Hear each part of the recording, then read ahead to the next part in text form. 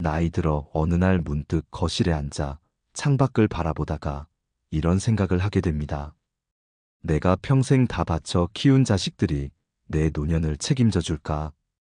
하지만 마음 한구석에서 알 수 없는 공허함이 스며듭니다. 언젠가부터 자식이 전부가 아니라는 사실을 깨닫기 시작하기 때문입니다. 사람들은 흔히 이렇게 말합니다. 그래도 혈육인데 자식만큼 든든한 보험이 어디 있겠나? 하지만 현실은 다릅니다. 정약용 역시 목민심서에서 인간관계의 본질을 꿰뚫으며 이렇게 남겼습니다. 사람을 믿되 사람에게만 의지하지 말라. 이 짧은 문장은 나이 들어서도 여전히 우리 마음을 찌릅니다. 많은 부모가 젊을 때는 내 자식만큼은 나를 버리지 않겠지라고 믿습니다. 하지만 세월이 흐르면 그 믿음이 생각보다 허무하게 무너질 때가 있습니다. 자식도 결국 자기 인생을 살아야 하고 각자의 생계를 책임져야 하기 때문입니다. 자식이 나쁘다거나 정이 없다기보다 세상이 그만큼 각박해졌고 모든 사람이 자기 삶에 버겁다는 것을 의미합니다. 여러분도 주변에서 이런 이야기를 들어본 적 있을 겁니다.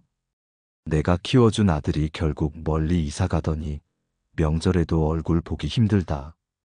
딸이 효심이 깊다 믿었는데 결혼하고 나니 사위 눈치 보느라 내 일엔 신경 쓸 여력이 없다. 이것은 누군가의 특별한 불행이 아니라 평범한 노년의 일상입니다. 한 어머니의 이야기를 들어보겠습니다. 평생 가게를 운영하며 자식 셋을 대학까지 보낸 그는 늘 자랑스럽게 말하곤 했습니다. 나는 노후가 두렵지 않다. 내 새끼 셋이 있으니까. 하지만 70이 넘자 첫째는 외국에서 바쁘게 살고 둘째는 자신의 아이 키우느라 지쳐있고 셋째마저 가정이 어려워 도움을 청해옵니다. 결국 그는 은퇴 후에도 작은 장사를 계속하며 스스로 생활비를 벌어야 했습니다. 그는 이렇게 말했습니다. 내가 젊었을 때 몰랐어. 자식 키우는 게 부모의 의무이지 노후를 보장받는 거래가 아니라는 걸. 정약용은 현실을 직시하는 데서 출발해야 지혜가 생긴다고 말했습니다. 그는 사람의 본성은 변하기 어렵다고 했습니다. 어린 시절 효심 많던 아이도 세월이 흐르고 환경이 바뀌면 다른 선택을 할 수밖에 없다는 사실을 이해해야 합니다. 이것이 슬프게 들릴지 모르지만 오히려 그 현실을 인정해야 노년이 가벼워집니다. 그래서 오늘 우리는 한 가지 중요한 진실을 마주해야 합니다. 나이 들면 자식만 바라보지 말고 반드시 세 가지를 챙겨야 한다는 것. 첫째, 경제적 자립. 둘째, 스스로 지킬 수 있는 인간관계. 셋째, 마음을 지탱할 내적 힘과 배움입니다. 경제적 자립은 단순히 돈을 모아두라는 이야기가 아닙니다. 정약용은 사람은 의지할 바탕이 있어야 자유롭다고 했습니다. 자식에게 전적으로 기댈 수밖에 없는 상황이라면 작은 결정 하나도 내 마음대로 할 수 없습니다. 돈이 많아야만 한다는 것이 아니라 스스로를 지킬 최소한의 힘이 있어야 한다는 뜻입니다. 둘째로 인간관계입니다. 젊을 때는 직장 동료, 거래처, 자녀, 친구, 부모 등 수많은 인연이 자연스럽게 얽힙니다. 하지만 은퇴와 동시에 이런 연결은 빠르게 끊어집니다. 그때 곁에 남는 사람은 극히 드뭅니다. 정약용은 벗이란 서로의 마음을 기댈 곳으로 삼는 이라 했습니다. 허울뿐인 관계가 아니라 진정으로 함께 웃고 울 수 있는 몇 사람을 오래 지켜야 합니다. 마지막은 마음을 지탱할 내적 힘과 배움입니다. 정약용은 유배지에서 홀로 고통을 견디며 학문을 계속했습니다. 그는 마음이 지혜를 품으면 외로움이 적어진다고 말했습니다. 나이가 들어서도 책을 읽고 배움을 이어가며 스스로를 성찰하는 힘을 길러야 합니다. 이것이 없으면 자식이 곁에 있어도 외로움과 허무감은 사라지지 않습니다. 오늘 이 이야기를 시작하는 이유는 간단합니다.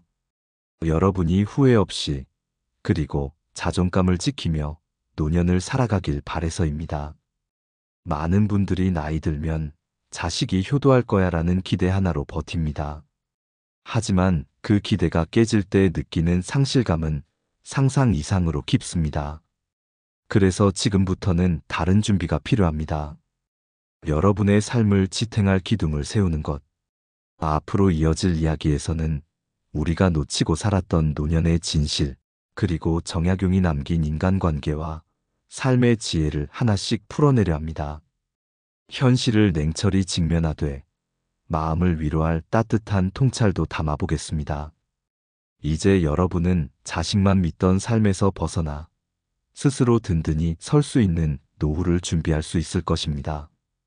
젊을 때 우리는 자식에게 거의 모든 것을 바칩니다.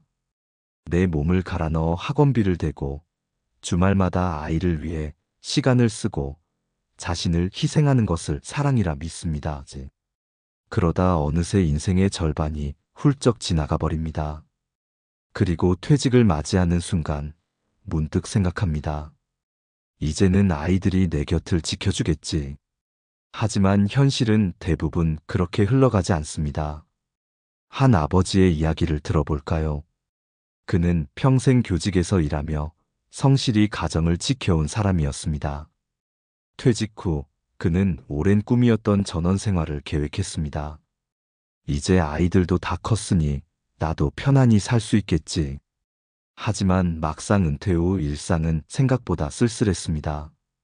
아들은 해외 주재원으로 떠나며 연락이 뜸해졌고 딸은 육아와 일을 병행하느라 정신이 없었습니다. 그가 외로움에 전화를 걸면 아버지, 나중에 통화할게요. 지금 바빠요. 라는 말이 자주 돌아왔습니다. 그때 그는 깨달았습니다. 내가 이 아이들의 삶을 지켜주며 살아왔지. 이 아이들이 내 노후를 지켜줄 수 있는 건 아니구나. 이런 현실은 비단 한 가정의 이야기가 아닙니다. 많은 부모가 비슷한 경험을 합니다. 젊을 때는 부모를 찾던 자식이 결혼, 직장, 육아 등으로 자신의 삶에 몰두하게 됩니다. 정약용은 이를 꿰뚫어보며 이렇게 말했습니다. 사람의 정은 가까우나 이익은 멀다. 사람은 마음으로는 부모를 사랑하지만 삶의 무게가 늘어나면 결국 자기 몫을 감당하기에 바빠진다는 뜻입니다. 한 할머니는 이런 말을 하셨습니다. 내가 아플 때 아이들이 돌아와 줄 거라 믿었어. 그런데 정작 내가 병원에 입원했을 때 큰딸은 미국에, 작은 딸은 육아 중이라 올 수 없다고 했지. 그때 깨달았어. 내가 기대해야 할 건 결국 내 힘뿐이라는 걸. 이 말은 차갑지만 현실적입니다. 자식은 효심이 없어서가 아니라 인생이라는 무게에 짓눌려 부모를 돌볼 여유가 없는 경우가 많습니다. 또 한 가지 중요한 현실이 있습니다. 부모와 자식 사이의 관계가 평생 변하지 않는다는 믿음은 환상에 가깝습니다. 정약용은 사람의 마음은 세월에 따라 달라진다라고 말했습니다. 아이들이 어릴 때는 부모를 세상의 전부처럼 여기지만 성장할수록 독립심과 자기 가족을 먼저 챙기려는 본능이 강해집니다. 부모가 늙어갈 때 아이들은 동시에 삶의 가장 치열한 시기를 겪고 있을 확률이 높습니다. 그때 부모가 전적으로 기대면 관계가 부담으로 변하기도 합니다. 이런 이야기를 들으면 마음이 서늘해질 수 있습니다. 하지만 이 진실을 받아들이는 것이 오히려 우리를 자유롭게 합니다. 기대가 과하면 상처도 깊습니다.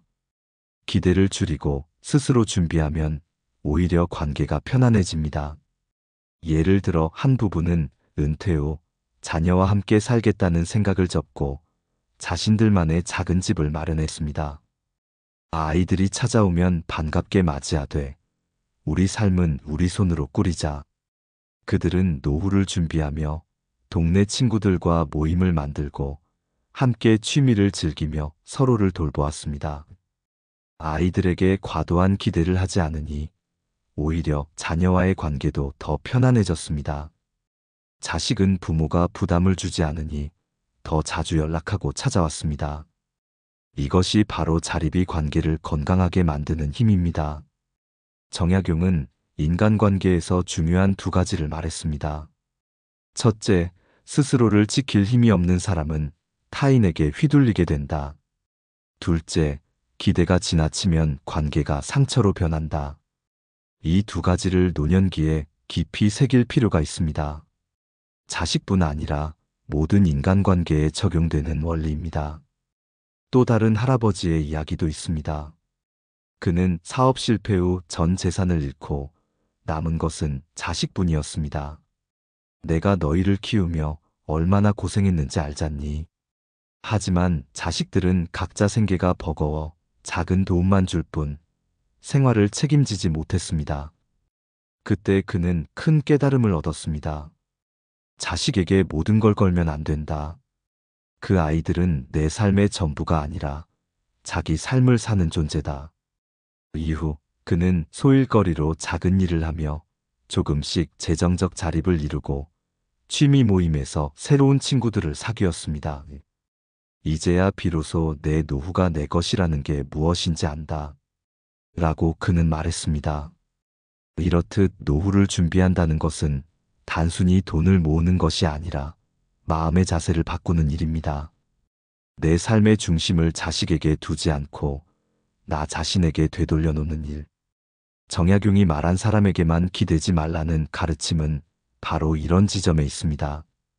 사람은 언제나 변하고 세상은 예측할 수 없으니 스스로 설 수 있는 기반을 만들라는 뜻입니다.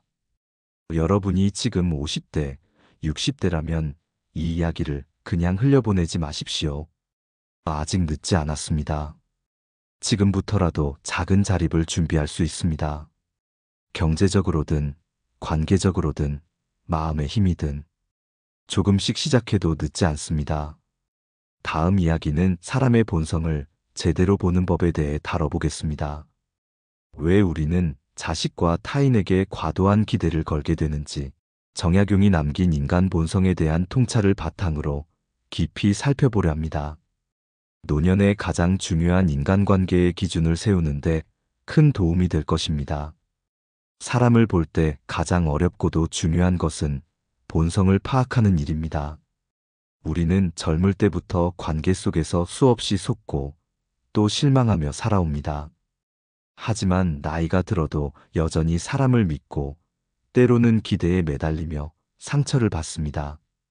정약용은 이에 대해 이렇게 말했습니다.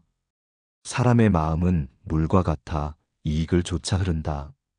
사람은 본능적으로 자신의 생존과 이익을 우선시합니다. 이 사실을 잊는 순간 우리는 기대라는 덫에 걸려버립니다. 부모와 자식 사이도 예외가 아닙니다. 부모는 평생을 헌신하고 희생하며 아이를 키웠지만 아이는 자라면서 자기 생존을 위해 선택을 해야 합니다. 그 과정에서 부모가 원하는 만큼의 효심을 보이기 어려울 때가 많습니다. 정약용은 부모는 자식을 사랑하되 자식은 부모를 걱정한다라고 표현했습니다. 이 말에는 미묘한 간극이 있습니다. 부모는 끝없는 사랑으로 아이를 품지만 자식은 사랑보다 자신의 삶을 우선 챙겨야 하는 숙명을 안고 있다는 뜻입니다. 많은 부모가 이런 현실을 받아들이지 못해 상처를 받습니다. 한 어머니는 아들에게 자신의 집 한 채를 증여했습니다. 내가 이만큼 해줬으니 노년에 네가 나를 돌봐야지. 하지만 아들은 자신의 가족과 경제적 문제를 해결하느라 바빴고 어머니를 자주 찾지 못했습니다. 결국 어머니는 서운함과 분노를 쌓아가며 건강까지 잃었습니다. 이 사례에서 가장 큰 문제는 사람의 본성을 정확히 보지 못한 데 있습니다. 아들이 나쁜 사람이어서가 아니라 자신의 삶을 유지하기에도 벅찼던 것입니다. 정약용은 사람을 볼 때 세 가지 기준을 강조했습니다. 첫째, 이익 앞에서 드러나는 진심을 보라.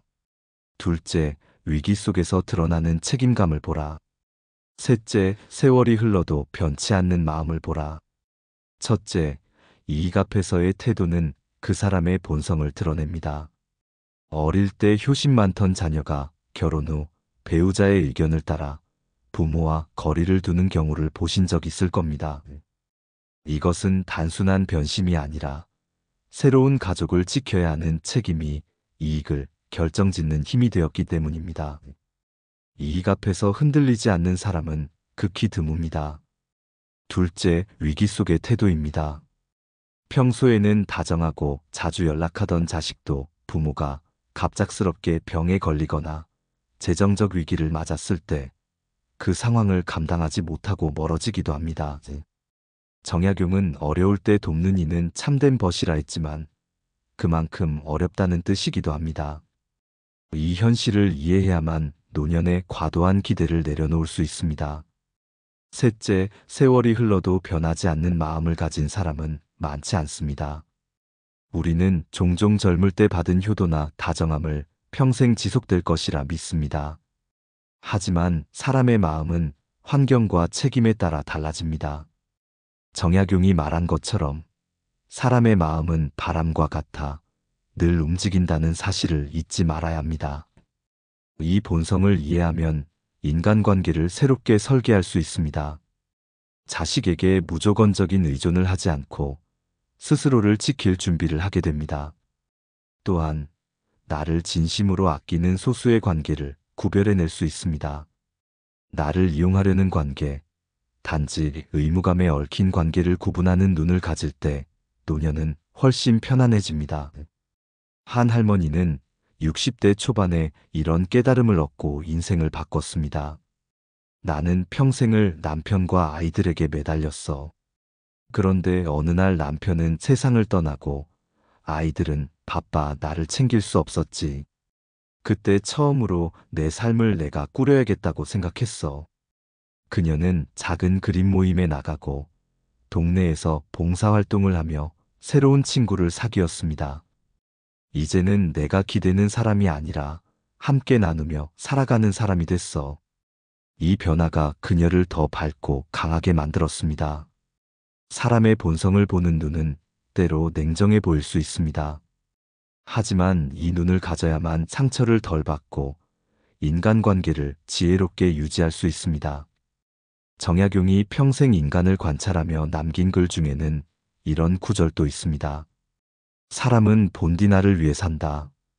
그 사실을 인정할 때 비로소 마음이 편안해진다. 노년의 이 깨달음을 받아들이면 삶의 중심이 다시 자신으로 돌아옵니다. 자식이 효도하면 감사히 받되 그렇지 않아도 무너지지 않는 힘을 가질 수 있습니다. 친구가 떠나도 배우자가 세상을 떠나도 홀로 설 수 있는 마음이 생깁니다. 이것이 바로 마음의 자립이며 정약용이 강조한 인간관계의 첫걸음입니다. 하지만 본성을 보는 눈을 갖췄다고 해서 모든 관계를 끊어야 한다는 뜻은 아닙니다. 오히려 그 반대입니다. 사람을 제대로 볼 줄 알 때 더 건강하게 사랑할 수 있고 상처 없이 거리를 유지할 수 있습니다. 진심을 나누는 몇 사람을 곁에 두면서도 그들에게 전부를 기대하지 않는 것. 이것이 노년을 가장 현명하게 사는 길입니다. 다음 이야기에서는 이 깨달음을 바탕으로 갈등과 배신을 경험했을 때 흔들리지 않는 힘, 그리고 정약용이 남긴 더 깊은 인간관계의 통찰을 다루려 합니다. 우리가 왜 쉽게 이용당하고 왜 지나친 기대 때문에 고통을 반복하는지 그 본질을 함께 파헤쳐 보겠습니다. 살다 보면 누구나 한 번쯤은 큰 배신을 경험합니다. 젊을 때는 친구에게, 직장 동료에게, 혹은 사업 파트너에게 당하기도 하고 나이가 들어서는 오히려 가장 가까운 가족에게서 마음을 다치는 경우가 많습니다. 특히 부모와 자식 사이에서 벌어지는 갈등은 그 어떤 상처보다 깊습니다. 정약용은 인간관계의 본질을 파헤치며 이렇게 말했습니다. 사람은 의를 말하나 이익을 쫓아 움직인다. 즉, 사람은 언제든 상황과 이익에 따라 마음을 바꿀 수 있다는 뜻입니다. 우리는 이를 알고 있으면서도 막상 당하면 큰 충격을 받습니다. 왜일까요? 그 이유는 기대와 신뢰가 무너지는 순간 우리의 정체성까지 흔들리기 때문입니다. 한 아버지의 이야기가 있습니다. 그는 평생 가족을 위해 돈을 벌었고 노후를 자식에게 의지해도 된다고 믿었습니다. 퇴직 후 큰아들에게 전 재산 중 일부를 미리 물려주며 사업을 돕겠다고 했습니다. 내가 너를 믿으니까 너도 나를 지켜주겠지. 하지만 몇 년 뒤 아들은 사업 실패 후 연락을 끊었습니다. 경제적 도움을 더 이상 줄 수 없게 된 아버지를 부담스러워했기 때문입니다. 아버지는 건강을 잃고 깊은 우울증에 빠졌습니다. 이후 그는 이렇게 고백했습니다. 나는 아들이 아니라 내 환상을 믿고 있었구나. 정약용은 이런 상황을 꿰뚫어보며 경고합니다. 사람을 사랑하되 소유하지 말라. 사람을 내 뜻대로 묶어두려 하면 결국 실망하게 된다는 뜻입니다. 누군가의 선택과 삶은 결국 그 사람의 몫입니다. 우리가 아무리 정성을 다해도 상대의 결정권까지 가질 수는 없습니다. 이 깨달음은 냉정해 보이지만 노년에 반드시 필요한 마음의 힘을 길러줍니다. 배신은 우리를 파괴하기 위해 오는 것이 아니라 관계의 환상을 깨뜨리기 위해 오는 것일지도 모릅니다. 그 환상을 깨야만 우리는 비로소 자립할 수 있습니다. 많은 분들이 갈등을 두려워해 참고만 합니다. 하지만 참고만 하는 관계는 결국 마음을 병들게 만듭니다. 정약용은 억지로 참으면 마음이 병이 된다라고 말했습니다. 우리는 타인의 변화를 강요할 수 없지만 나를 지킬 선택은 할 수 있습니다. 필요할 때 거리를 두고 마음을 지키기 위한 경계를 세우는 것. 이것이 건강한 노년 관계의 핵심입니다. 예를 들어 한 할머니는 딸과의 관계에서 깊은 상처를 입었습니다. 딸이 결혼 후 경제적으로 어려워지자 어머니에게 반복적으로 돈을 요구했고 처음에는 도와주다가 점점 감당하기 어려워졌습니다. 하지만 거절하면 엄마가 나를 사랑하지 않는다는 말을 들을까 두려워 계속 희생했습니다. 결국 노후 자금이 거의 고갈되고 건강도 잃었습니다. 뒤늦게 상담을 통해 깨달은 그녀는 이렇게 말했습니다. 내가 사랑을 준 게 아니라 두려움에 굴복했던 거였어요. 이처럼 사랑과 희생이 혼동될 때 관계는 쉽게 파괴됩니다. 정약용은 사람을 아끼되 내 마음을 잃지 말라고 했습니다. 노년에 꼭 필요한 지혜가 바로 이것입니다. 상대에게 줄 수 있는 것과 지켜야 할 나 자신의 한계를 구분하는 힘. 우리는 흔히 효를 무조건적인 헌신으로 생각하지만 정약용은 효를 단순히 복종이나 희생으로 보지 않았습니다. 그는 자식도 부모도 서로를 존중해야 한다고 강조했습니다. 부모가 자식에게 기대와 책임을 모두 떠넘기는 것도, 자식이 부모를 당연한 존재로 여기며 이용하려는 것도 건강하지 않습니다. 관계는 존중 위에 세워질 때 오래갑니다. 갈등을 피할 수 없다면 어떻게 해야 할까요? 첫째, 감정의 파도를 지나치게 키우지 않는 것이 중요합니다. 정약용은 화를 다스리지 못하면 판단을 잃는다고 했습니다. 갈등 상황에서 분노에 휩쓸리면 오히려 내가 손해를 보게 됩니다. 상황을 있는 그대로 바라보고 감정보다 사실을 중심으로 정리해야 합니다. 둘째, 필요한 거리두기를 두려워하지 말아야 합니다. 사랑한다고 해서 무조건 가까이 있어야 하는 것은 아닙니다. 내 마음이 지쳐가고 상대의 요구가 끝없이 이어진다면 잠시 거리를 두고 내 삶을 지킬 필요가 있습니다. 정약용은 거리를 두어야 사랑이 오래간다고 말했습니다. 셋째, 나를 지탱할 다른 관계와 활동을 만들어야 합니다. 노년의 외로움은 한 사람에게 전부를 의지할 때 가장 깊어집니다. 친구 모임, 취미, 봉사활동, 지역사회와의 연결이 나를 다시 살립니다. 관계가 무너질 때 다른 세계가 있다는 것은 큰 힘이 됩니다. 이러한 태도를 가지면 배신이나 갈등 앞에서도 무너지지 않습니다. 누군가 등을 돌려도 내 삶이 송두리째 흔들리지 않습니다. 자식이 기대만큼 효도하지 않아도 내 마음을 지킬 수 있습니다. 정약용은 남을 바꾸려 애쓰지 말고 내 삶을 세워라고 조언했습니다. 이것이 노년을 안전하게 만드는 가장 중요한 마음의 기술입니다. 하지만 갈등을 직면하고 나를 지키는 것은 결코 쉬운 일이 아닙니다. 그렇기에 우리는 내면의 힘을 길러야 합니다. 정약용이 유배지에서 고통 속에서도 학문을 놓지 않았던 이유도 바로 자기 마음을 단단히 세우기 위함이었습니다. 내면이 단단하면 타인의 변화와 배신에 휘둘리지 않습니다. 노년에도 여전히 배우고 성장해야 하는 이유가 여기에 있습니다. 이제 다음 이야기에서는 정약용이 남긴 지혜의 문장과 철학적 사유를 바탕으로 우리가 노년에 어떻게 마음을 단단히 세울 수 있을지 다루겠습니다. 또한 역사 속 인물과 철학자들의 통찰을 빌려 갈등과 배신을 넘어 서서히 자유로워지는 길을 함께 찾아보겠습니다. 정약용은 유배지에서 외로움과 고통을 견디며 인간관계와 삶의 본질을 깊이 성찰했습니다. 그는 법과 가족에게서 점차 멀어지고 세상과도 단절된 채 홀로 고향을 그리워했습니다. 그 외로움 속에서 남긴 글들이 오늘날 노년을 살아가는 우리에게 큰 힘이 됩니다. 그는 이렇게 기록했습니다. 사람에게 기대지 말고 도리에 기대라. 도리란 변하지 않는 원칙과 지혜, 즉 스스로를 세우는 힘을 말합니다. 누군가의 마음은 언제든 변하지만 내 안의 도리와 배움은 쉽게 사라지지 않습니다. 정약용은 또 이렇게 썼습니다. 마음이 독립하면 세상에 얽매이지 않는다. 그가 말한 마음의 독립은 타인을 밀어내고 혼자가 되라는 뜻이 아닙니다. 누구의 선택에도 휘둘리지 않는 중심을 세우라는 의미입니다. 이는 노년에 특히 중요합니다.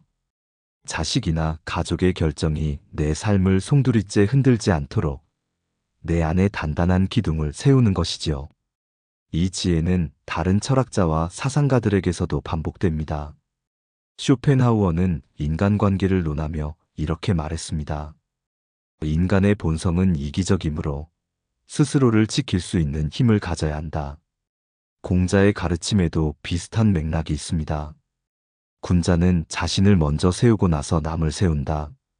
남에게만 의지하는 삶은 결국 스스로를 무너뜨린다는 뜻입니다. 이런 통찰은 노년의 구체적 삶 속에서도 현실적입니다. 예를 들어 경제적 자립을 어느 정도 유지한 사람은 가족 갈등 속에서도 비교적 평온합니다. 자식에게 도움을 청하지 않아도 되니 관계가 부담스럽지 않습니다. 또한 배움과 자기 성찰을 이어가는 사람은 외로움에 덜 휘둘립니다. 책을 읽고 생각을 정리하며 스스로를 위로할 수 있기 때문입니다. 정약용의 삶을 떠올려 봅시다. 그는 조정에서 밀려나 유배지에서 수많은 배신과 소외를 경험했습니다. 하지만 그 속에서 좌절만 한 것이 아니라 학문에 몰두하며 자신의 정신을 지켜냈습니다. 그는 사람은 나를 버려도 글은 나를 버리지 않는다고 말했습니다. 이 말은 단순히 학문을 뜻하는 것이 아니라 내적 성장이 나를 지탱한다는 의미입니다. 여러분이 지금 60대, 70대라면 배울 게 뭐 있나라고 생각할 수 있습니다. 하지만 배움은 젊은이들만의 전유물이 아닙니다. 새로운 것을 배우고 세상과 연결되는 통로를 만들 때 우리는 외로움과 상처를 이길 수 있습니다. 한 할아버지는 퇴직 후 스마트폰 사용법을 배우며 새로운 세상과 연결됐다고 말했습니다. 처음에는 단순히 손자와 영상 통화를 하고 싶어서 시작했지만 점차 인터넷으로 세상을 탐험하고 동네 사람들과 모임을 만들면서 삶이 활기를 찾았습니다. 그는 이렇게 말했습니다. 내가 세상에서 끊어지는 줄 알았는데 다시 배우니까 문이 열리더라. 또 다른 할머니는 늦은 나이에 글쓰기를 시작했습니다. 내가 살아온 이야기를 정리하다 보니 마음이 단단해지고 자식에게 기대지 않아도 내 삶이 빛난다는 걸 알게 됐어요. 그녀는 스스로의 이야기를 쓰면서 과거의 상처를 이해하고 미래를 다시 설계했습니다. 이런 배움은 단순한 취미가 아니라 마음의 독립을 가능하게 합니다. 노년기에 특히 주목해야 할 것은 관계의 질입니다. 많은 사람이 외로움을 피하려고 무조건 사람을 만납니다. 하지만 정약용은 관계의 수가 아니라 본질을 보라고 강조합니다. 벗이 많다고 모두 친구는 아니다. 무의미한 만남은 오히려 마음을 더 피곤하게 만들고 때론 실망을 키웁니다. 노년에는 몇 명이라도 진정으로 마음을 나눌 수 있는 관계를 유지하는 것이 훨씬 중요합니다. 이때 중요한 것이 바로 경계입니다. 경계는 벽을 쌓는 것이 아니라 내 마음의 한계를 아는 것입니다. 누군가에게 도움을 줄 수 있지만 내 생활이 무너질 만큼은 주지 않는 것. 사랑하지만 내 삶의 주도권을 잃지 않는 것. 정약용은 사람을 아끼되 나를 잃지 말라고 거듭 강조했습니다. 철학자 에픽테토스도 비슷한 말을 남겼습니다. 내가 통제할 수 없는 것을 붙잡으면 결국 고통에 빠진다. 노년에도 우리가 통제할 수 있는 것은 내 마음, 내 선택, 내 삶뿐입니다. 자식의 선택도, 친구의 태도도, 사회의 변화도 우리가 바꿀 수 없습니다. 하지만 내 삶을 준비하고 내 마음을 지키는 일은 오롯이 내 몫입니다. 이제까지의 이야기를 통해 한 가지 분명해집니다. 노년의 가장 중요한 것은 마음의 독립과 자기 성장이라는 것. 정약용의 삶이 바로 그 증거입니다. 그는 고립과 배신 속에서도 자신의 학문과 철학을 세우며 스스로를 잃지 않았습니다. 우리도 그렇게 살 수 있습니다. 다만 그 시작은 지금 이 자리에서 나는 나를 지킬 힘을 가진 사람이다라는 인식에서 비롯됩니다. 다음 이야기에서는 이 철학을 실제 삶에 적용하는 방법을 구체적으로 이야기해 보려 합니다. 경제적 준비, 관계 재정비, 내적 성장의 실천법을 현실적으로 제시하며 여러분이 바로 오늘부터 적용할 수 있는 지혜를 전해드리겠습니다. 앞서 우리는 정약용의 가르침을 따라 사람에게만 기대지 말고 스스로 설 수 있어야 함을 배웠습니다.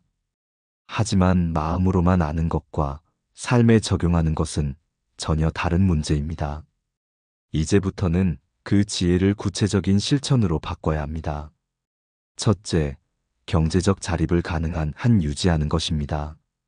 많은 분들이 은퇴와 동시에 소득이 끊어지면 자녀에게 손을 벌리게 됩니다. 그러나 자식도 가정을 꾸리고 생계를 유지하느라 힘든 경우가 많습니다.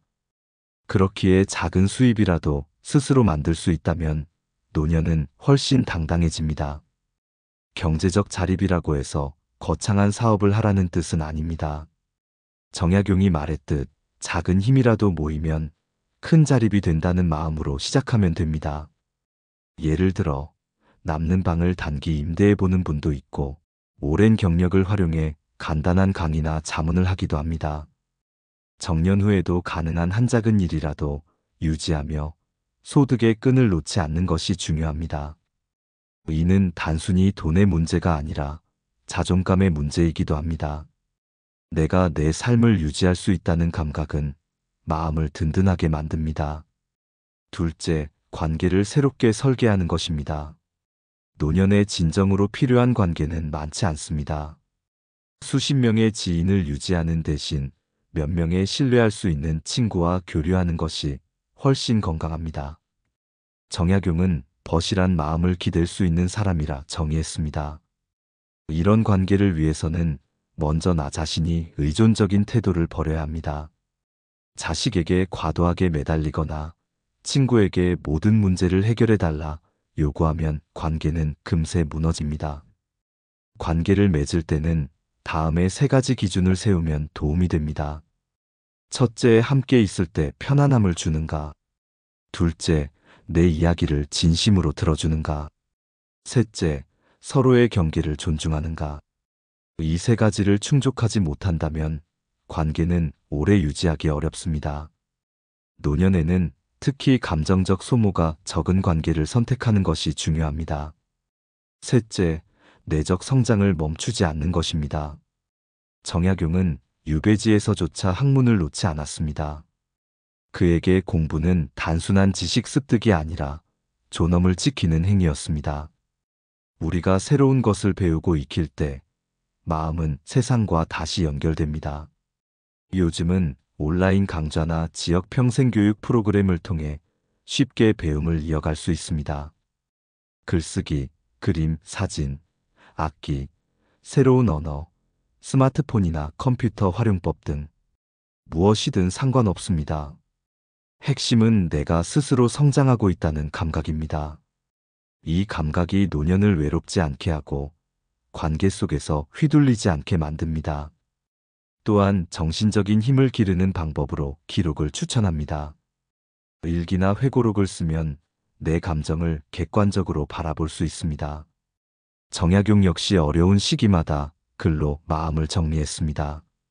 글을 쓰면 혼란스러운 감정이 가라앉고 삶을 이해하는 눈이 깊어집니다. 넷째, 건강을 관리하는 것입니다. 경제적 자립과 내적 성장이 아무리 중요해도 건강을 잃으면 모두 무너집니다. 노년의 가장 큰 불안은 돈보다 몸입니다. 정약용은 직접 의학서를 공부하며 백성들에게 올바른 건강 지식을 전했습니다. 그의 기록에는 이런 말이 있습니다. 병은 미리 막으면 사소하고 키우면 삶을 삼킨다. 지금부터라도 건강검진을 게을리하지 않고 꾸준히 운동하며 식습관을 관리하는 것이 필수입니다. 건강관리의 핵심은 지속 가능한 습관을 만드는 것입니다. 무리한 운동이나 극단적인 다이어트는 오래 지속되지 않습니다. 매일 30분 걷기, 가벼운 근력 운동, 소식과 균형 잡힌 식사 등 꾸준히 할 수 있는 작은 습관이 노년의 건강을 지켜줍니다. 건강이 유지될 때 비로소 경제적 활동도, 관계도, 배움도 이어갈 수 있습니다. 다섯째, 기대의 균형을 잡는 것입니다. 자식이 도움을 주면 감사히 받되 그 도움을 당연하게 여기지 않는 태도가 필요합니다. 정약용은 기대는 사랑을 병들게 한다라고 말했습니다. 기대가 지나치면 실망이 분노로 바뀌고 관계가 멀어집니다. 하지만 기대를 내려놓으면 사랑이 더 오래 갑니다.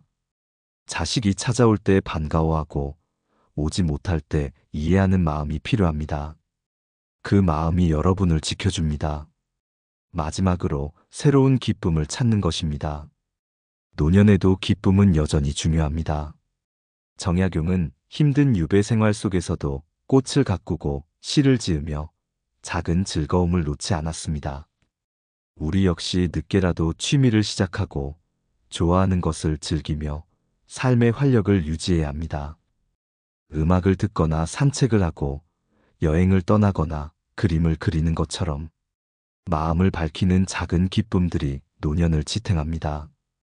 이 모든 실천은 한 번에 완성되지 않습니다. 중요한 것은 지금부터 조금씩 시작하는 것입니다. 작은 경제 활동을 찾아보거나 한 명의 친구에게 안부를 전하거나 짧은 글 한 줄을 쓰는 것부터 시작하면 됩니다. 오늘의 작은 움직임이 내일의 든든한 노후를 만듭니다. 정약용이 우리에게 남긴 가장 큰 메시지는 이것입니다. 타인에게만 기대는 삶은 고통을 부른다. 스스로 설 수 있을 때 비로소 관계도 사랑도 자유롭다.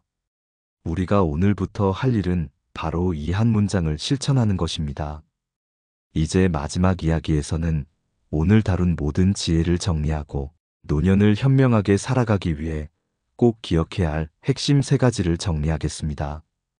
또한 여러분에게 작은 위로와 용기를 전하며 이 방송을 듣는 분들이 삶을 다시 세우는 출발점을 만들 수 있도록 따뜻한 인사를 건네겠습니다. 세월은 참 빠릅니다. 어느새 아이들은 커서 제 삶을 살고 나도 모르게 머리가 휘어지고 손에 힘이 빠집니다. 우리는 평생 자식에게 모든 것을 주며 살아왔습니다. 그 사랑이 잘못된 것은 아니지만 오로지 그 믿음 하나만으로 노년을 버티려 한다면 언젠가 큰 상실감과 외로움이 밀려옵니다. 오늘 함께 나눈 이야기들은 바로 그 지점을 직면하고 더 단단하고 자유로운 노년을 살아가기 위한 길을 찾기 위함이었습니다. 정약용은 평생 수많은 변화를 겪으며 이렇게 말했습니다. 사람에게만 의지하지 말라. 도리에 기대라. 사람의 마음은 변하고 세상은 늘 바뀝니다. 그러나 지혜와 도리를 갖춘 사람은 어떤 상황에서도 스스로를 잃지 않습니다. 우리가 자식에게만 기댈 수 없는 이유가 바로 여기에 있습니다.